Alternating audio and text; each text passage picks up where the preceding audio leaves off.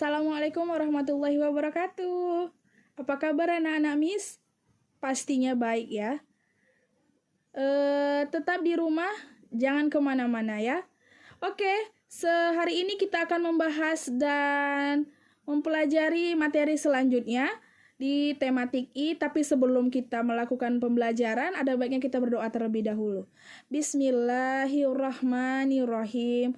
Allahumma inni as'aluka ilman nafi'an wa rizqan thayyiban wa amalan mutaqabbalan. Amin ya rabbal alamin. Apapun yang kita lakukan harus dimulai dengan doa agar semuanya berjalan dengan lancar dan dirahmati oleh Allah. Nah, kemarin kita sudah membahas tentang energi listrik yang dibantu atau dihasilkan oleh air. Nah, sekarang kita membahas tentang air, lingkungan, dan hak kewajiban kita terhadap lingkungan. Nah, Miss mau tanya dulu, pernah lihat air nggak? Nggak mungkin nggak lah ya kan? Pasti kita semua pernah menggunakan air, dan bahkan di kehidupan sehari-hari kita selalu menggunakan air. Salah satu contohnya kalau di diri Miss sendiri untuk mandi, minum, dan masih banyak lagi. Nah, tahu nggak arti air itu apa? Miss jelaskan ya.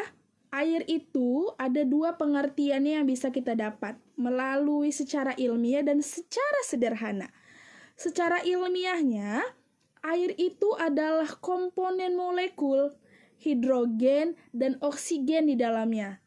Itu dia. Jadi ternyata air itu ada molekul-molekul yang kita nggak nampak, yang kita nggak lihat. Nah, tetapi secara sederhananya, air itu adalah sumber bagi kehidupan. Nah, sebanyak 70% air itu adalah salah satu bagian dari tubuh kita. Jadi bagian tubuh kita ini mengandung air. Jadi semua air itu mengangkut seluruhnya. Itu dia tadi. Nah, selanjutnya air itu memiliki manfaat bagi siapa saja, bagi kehidupan, terutama terhadap manusia, hewan, dan tumbuhan. Banyak manfaatnya yang akan kita jelaskan di sini. Nah, salah satu contoh untuk manusia adalah sebagai metabolisme tubuh untuk mengalirkan seluruh pencernaan yang ada dalam tubuh. Nah, untuk tumbuhan, untuk berfotosintesis, dia mengeluarkan zat hijau daun sehingga makanan tersebut dapat membuat tumbuhan tersebut dapat membuat makanan sendiri. Nah, untuk hewan bisa untuk minum. Nah, itu dia tadi sekilas manfaat air bagi kehidupan. Itu dia salah satu manfaat air. Nah, air terdapat di lingkungan.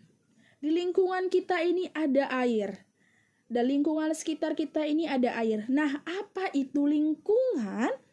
Lingkungan itu adalah semua yang berlangsung atau yang berkomunikasi baik secara tidak langsung maupun langsung. Jadi lingkungan itu adalah satu area yang kita berinteraksi secara langsung maupun tidak langsung. Nah, itu dia tentang lingkungan. Kemudian, lingkungan itu memiliki beberapa unsur. Dapat dibuka nanti di halaman 13 ya, Nak. Jadi lingkungan itu ada unsurnya, ada 3 unsurnya. Pertama, lingkungan itu memiliki keterkaitan antara unsur sosial, unsur fisik, dan unsur hayati. Kita bahas satu-satu ya. Jadi apa itu unsur sosial? Namanya juga sudah sosial, artinya bermasyarakat. Nah, jadi sosial ini adalah suatu hal yang diciptakan oleh manusia yang menjadi perilaku, nilai, adab. Itu dia sosial. Jadi manusia menciptakan perilaku, menciptakan nilai, menciptakan norma dan moral. Itu dia unsur sosialnya. Yang kedua, unsur fisik. Apa itu unsur fisik? Unsur fisik itu terdiri salah satunya selain ada benda hidup, ada benda mati. Contohnya tadi adalah udara, tanah, air salah satunya. Nah, yang ketiga itu adalah unsur hayati. Ingat kita sudah belajar ya. Miss ulangi lagi, ada hayati, ada non-hayati. Hayati itu adalah kehidupan yang hidup dan non-hayati tidak hidup. Nah, jadi unsur hayati itulah unsur hidup. Siapa saja itulah terdiri dari hewan, manusia, tumbuhan.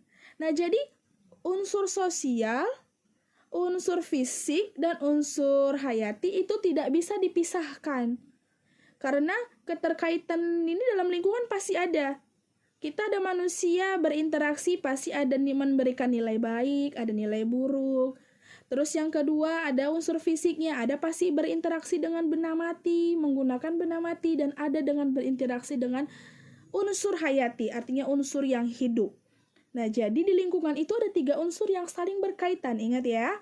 Jadi dalam lingkungan ada 3 unsur yang saling berkaitan. Yang pertama unsur sosial, unsur fisik, dan ketiga adalah unsur hayati. Nah, di lingkungan tersebut, kita dapat manfaat juga nih sebagai manusia ya. Namanya sudah dapat lingkungan, tempat tinggal kita, lingkungan kita, area sekitar kita, pasti kita dapat manfaatnya. Pertama, manfaatnya adalah sebagai tempat kita bertahan hidup. Iyalah, kalau kita tidak tinggal dalam satu lingkungan, kita nggak mungkin bertahan hidup. Mau tinggal di mana? Di lingkungan mana? Begitu ya. Yang kedua itu adalah sebagai tempat kita untuk bersosialisasi. Arti bersosialisasi itu adalah melakukan percakapan atau saling berbicara, berinteraksi. Itu bersosialisasi. Ketiga, sebagai tempat mata pencaharian. Adanya lingkungan, pasti kita bisa mencari pekerjaan. Itu dia. Dan yang keempat adalah sebagai tempat rekreasi, tempat hiburan. Otomatis tempat hiburan karena lingkungannya berbeda-beda, ada yang menjadikan tempat dia rekreasi. Yang keempat adalah sebagai sarana edukasi. Apa edukasi? Sarana pembelajaran. Nah, lingkungannya pasti berbeda dan kita bisa mempelajari. Oh, ternyata tempat tinggalnya ini seperti ini. Daerah sungai seperti ini lingkungannya. Jadi kita bisa menjadi pembelajaran. Yang terakhir adalah sebagai tempat kebudayaan. Jadi di lingkungan itu memiliki budaya atau adat kebiasaan yang berbeda. Jadi bisa kita pelajari. Jadi berhubungan dengan sarana edukasi. Itu tadi tentang lingkungan dan air. Nah, ada lingkungan, ada air. Kita sebagai penikmat atau pemakai atau pengguna memiliki hak dan kewajiban. Apa itu hak? Hak itu adalah apa yang kita dapat yang tidak bisa orang ganggu-gugat lagi. Itu hak kita. Nah, tapi sebelum kita mendapatkan hak kita harus buat kewajiban dulu. Kewajiban itu apa yang harus kita lakukan, menjadi tanggung jawab yang kita laksanakan. Itu dia. Jadi, kewajiban dulu kita lakukan, baru kita bisa melakukan atau meminta hak. Itu dia ya. Nah, jadi salah satu contoh simpel yang Miss lakukan adalah hak kita terhadap air itu adalah mengambil sebanyak-banyaknya air, menggunakannya dengan sesuka hati kita. Nah, kewajibannya adalah menjaga, melestarikan air dan menggunakannya dengan benar. Jadi, gak bisa sembarangan, oh ini hak saya kok, boleh bebas mengambil apapun, namanya udah hak. Tapi ingat, kita ada kewajiban. Karena orang yang tidak melaksanakan kewajiban akan mendapatkan sanksi atau hukuman. Secara sederhana, kalau kita tidak melakukan kewajiban kita memelihara air dengan baik, nah sanksi kita apa? Kita akan susah mendapatkan air bersih.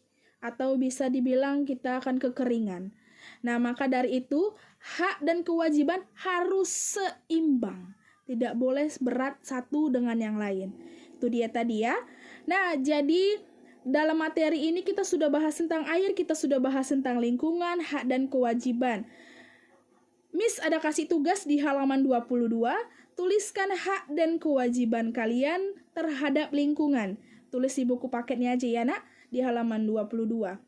Oke, hari ini cukup sekian materi kita tentang air, lingkungan, dan hak kewajiban untuk menjaga lingkungan. Akan kita sambung di berikutnya. Semoga tetap sehat selalu dan semangat. Dan jangan lupa, kirimkan tugasnya melalui WA atau Google Classroom. Alhamdulillahirobbilalamin. Assalamualaikum warahmatullahi wabarakatuh.